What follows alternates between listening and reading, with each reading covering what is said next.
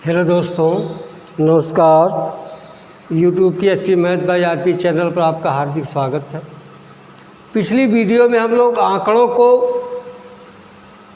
व्यवस्थित करना सीख रहे थे, जिसमें पहली विधि थी आंकड़े को आरोही या अवरोही क्रम में लिखकर इसको व्यवस्थित करना सीख चुके हैं।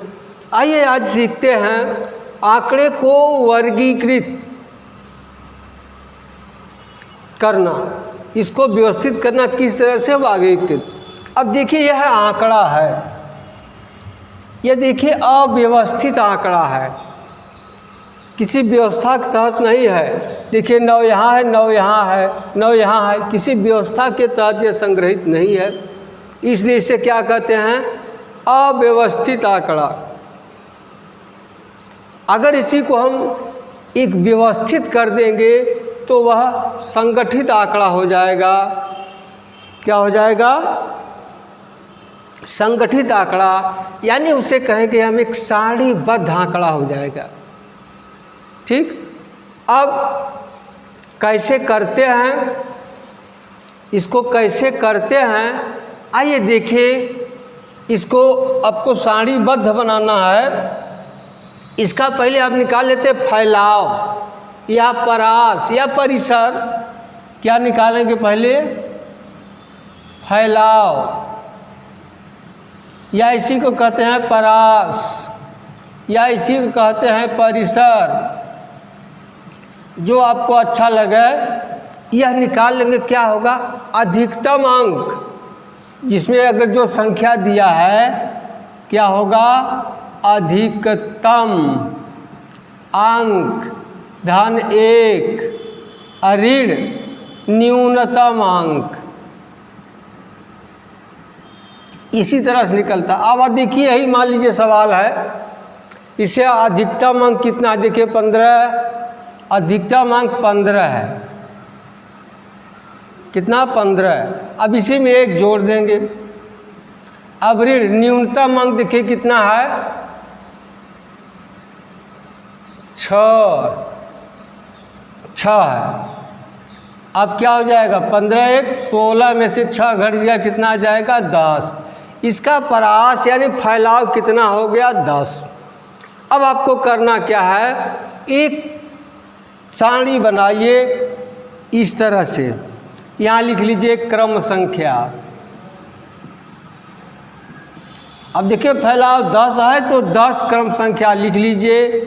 1 2 3 4 5 6 7 8 9 और 10। ठीक, अब इतना लिख लेंगे। अब इस दिए गए सारणी को आप इसी के अनुसार आरोही क्रम में लिख लीजिए। देखिए सबसे छोटी संख्या आप क्या लिखिए? यहाँ 6। अब यहाँ शुरू कीजिए, यहाँ लिख ले रहे हैं संख्या। सबसे छोटी 6, फिर 7 8 9 10 11 12 13 14 15, यह 10 संख्या हो गई। अब क्या करना है? अब आराम से देखिए 6 है, यहाँ देख रहे हैं। अब आप इसमें देखिए 6 यहाँ है, इसको काट दिए, इसके सामने 1 लिख दीजिए, इस तरह से चिन्ह लगा दीजिए। फिर आगे बढ़ते देखिए, या इसी तरह चलिए। देखिए यहाँ 7 है, 7 काट कर 7 के सामने 1 लिख दीजिए। फिर 9 है, इसको काट कर 9 के सामने 1 लिख दीजिए, टैली चिन्ह है। फिर 14 है, 14 को काट कर 14 के सामने 1 लिख दीजिए। फिर 9 है, इसको काट कर 9 के सामने 1 लिख दीजिए। देखिए 1 पहले से है। फिर 15 है, 15 काट करके 15 के सामने 1 लिख दीजिए। फिर 9 है, 9 को काट करके 9 के सामने लिख दीजिए 1। फिर 12 को काट करके 12 के सामने।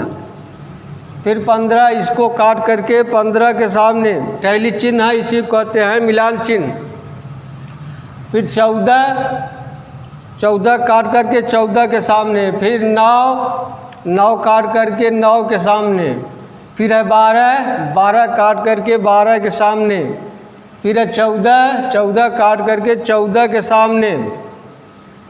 फिर 15 काट कर 15 के सामने, फिर है 7 काट कर 7 के सामने, फिर 6 के सामने, फिर है 12 के सामने, फिर है 14 के सामने, फिर है 6 के सामने, यहाँ हो गया। फिर है 9 के सामने, देखिए 9 यहाँ 4 हो गया है ना।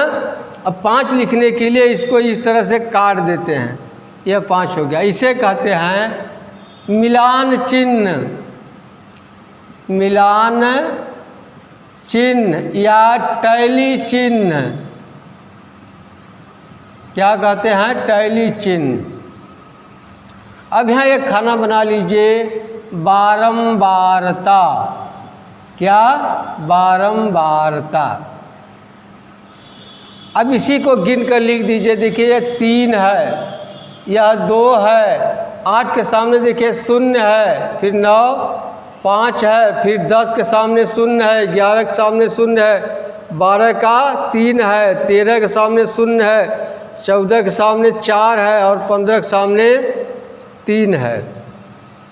आप इसको जोड़कर आप चेक कर लीजिए। देखिए 3 2 5 5 10 3 13 4 17 3 20। अब देखिए इसमें 20 पद हैं। कितने पद हैं? 20 पद हैं। यानी यह बारंबारता बंटन या बारंबारता सारणी बन गई। अब आपको बनाना है, आप कैसे बनाएंगे जान लीजिए। पहला काम क्या करेंगे, इसका फैलाव ज्ञात कर लेंगे। अधिकतम अंक में 1 जोड़ करके न्यूनतम अंक घटा देंगे। अब उतना करने के बाद आप संख्या को क्रम से, जो न्यूनतम अंक देख करके क्रम से लिखना शुरू कीजिए और जब अधिकतम अंक आ जाए वहाँ रोक दीजिए।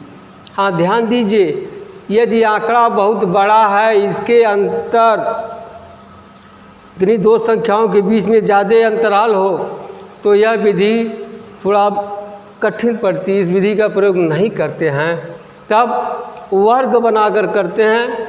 अगली कक्षा में आप पढ़ेंगे, इस कक्षा में आपके यहीं तक है, तो आपको बनाना आ गया होगा। अब आप अपने पुस्तक से अभ्यास प्रश्नावली हल कीजिएगा। अगले वीडियो में हल करना उसको बताया जाएगा। ठीक है, मिलते हैं अगली वीडियो में। तब तक के लिए जय हिंद, जय भारत।